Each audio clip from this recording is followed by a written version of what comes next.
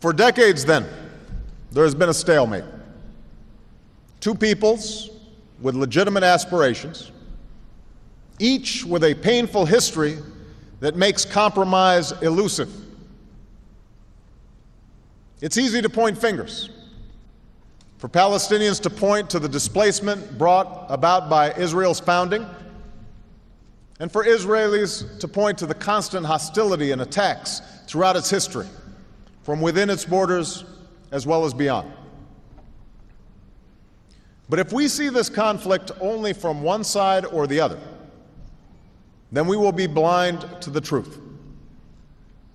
The only resolution is for the aspirations of both sides to be met through two states where Israelis and Palestinians each live in peace and security.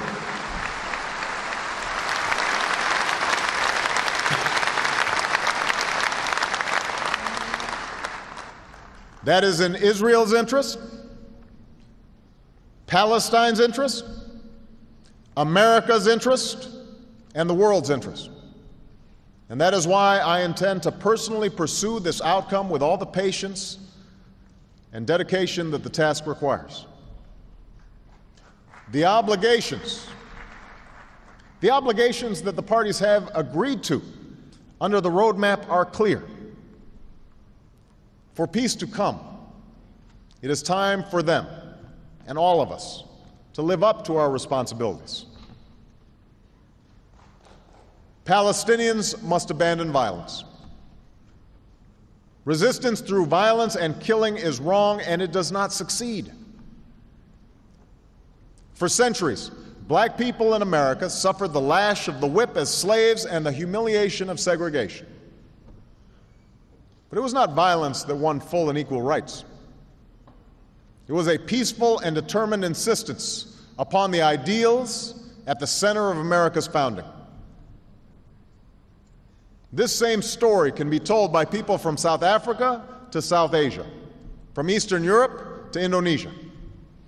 It's a story with a simple truth. Violence is a dead end. It is a sign neither of courage nor power to shoot rockets at sleeping children or to blow up old women on a bus. That's not how moral authority is claimed. That's how it is surrendered.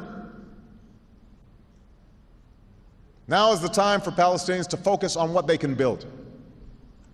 The Palestinian Authority must develop its capacity to govern with institutions that serve the needs of its people. Hamas does have support among some Palestinians, but they also have to recognize they have responsibilities to play a role in fulfilling Palestinian aspirations, to unify the Palestinian people.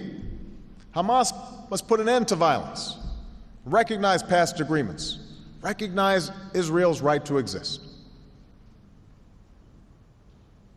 At the same time, Israelis must acknowledge that just as Israel's right to exist cannot be denied, neither can Palestine's.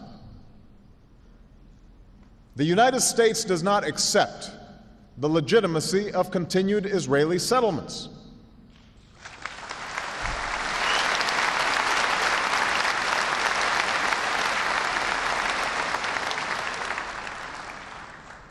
This construction violates previous agreements and undermines efforts to achieve peace.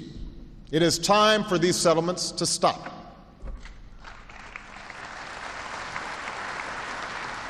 And Israel must also live up to its obligation to ensure that Palestinians can live and work and develop their society.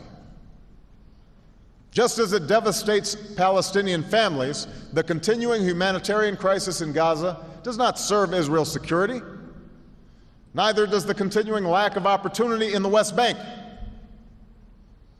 Progress in the daily lives of the Palestinian people must be a critical part of a road to peace, and Israel must take concrete steps to enable such progress.